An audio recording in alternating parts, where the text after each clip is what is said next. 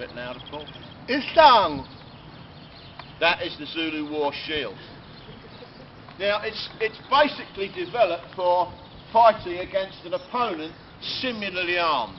All Shaka's fighting tactics were developed to combat similar tribesmen and an opposing army. The shield is of course to protect the user.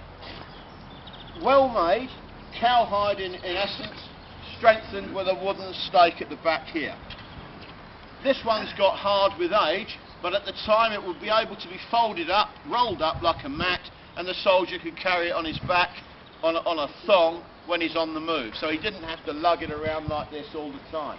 However, when you come and examine these things later, you'll feel how light and practical they are.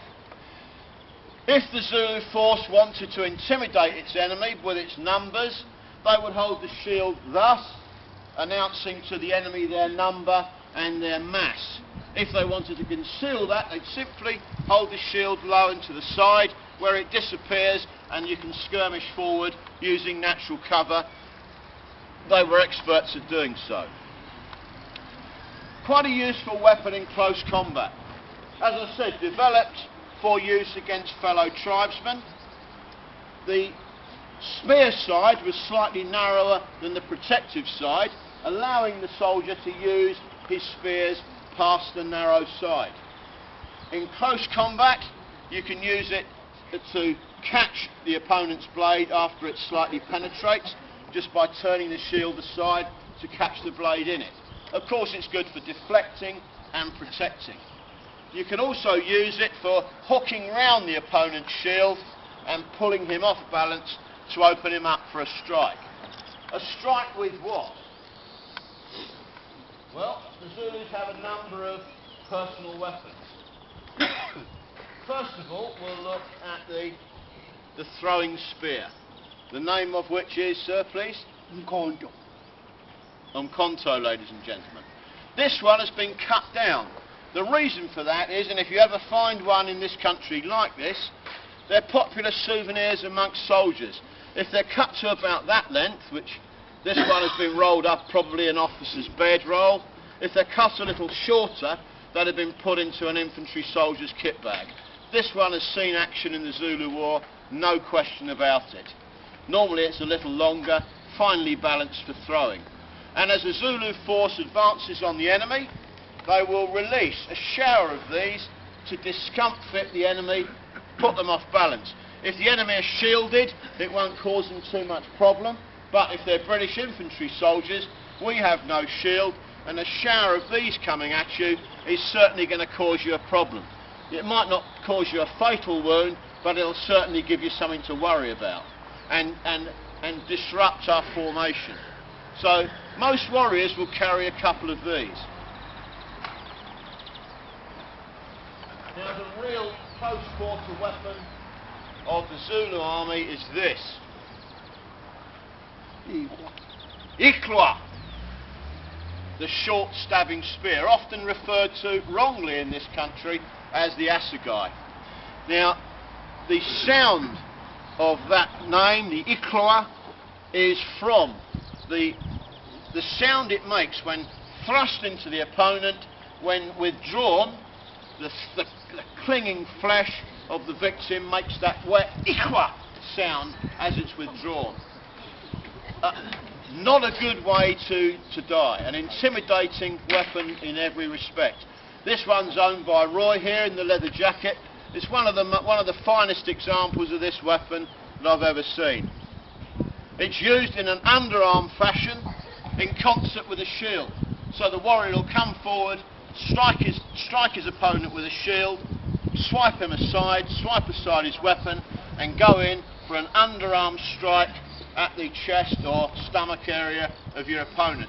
Very, very effective in close combat. The Zulu warriors also use this Iwisa. We know it as the knob curry, but you've heard the real word from the prince. This is a simple war club, favoured by some warriors over the Ikloa. Unknown reason. Maybe it's just easier to wield. Heavy iron wood on a long shaft, sometimes longer than this, different sized heads. This one would take a bit of strength to wield, but the weight of the ball does most of the work. If you launch it at the target, the weight of the ball will carry it onto the head of its victim. If it's a British soldier, his helmet will give him no protection from a blow from this at all. This hat is a sun hat. It doesn't protect you from blows at all. Finally, and the last weapon worthy of mention is this. You heard that one, ladies and gentlemen? Now this one, although a weapon, is more a badge of a Zulu officer. It's his way of rallying his men to him. If he raises it, it can be seen on the press of battle with many shields and spears waving about. This held high signals to the men the location of their officer. Effectively, it serves like a British colours or an officer's sword. He'll raise it, rally on me. The Zulus will do exactly the same. You can use it as a weapon as well. If you hold it with the shield, such as this, it can be used to hook an opponent's shield, and then an ikloa can be used. But principally, it's a badge of office, really, and not really intended for close quarter fighting.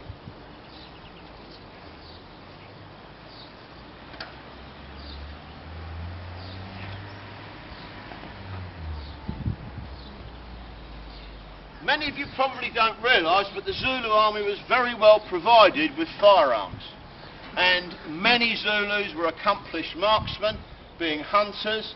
However, the nature of their firearms was they were quite antiquated, some of them were in poor condition, and they couldn't really expect to engage in a firefight with British forces and be successful in the face of the modern firearms that we have.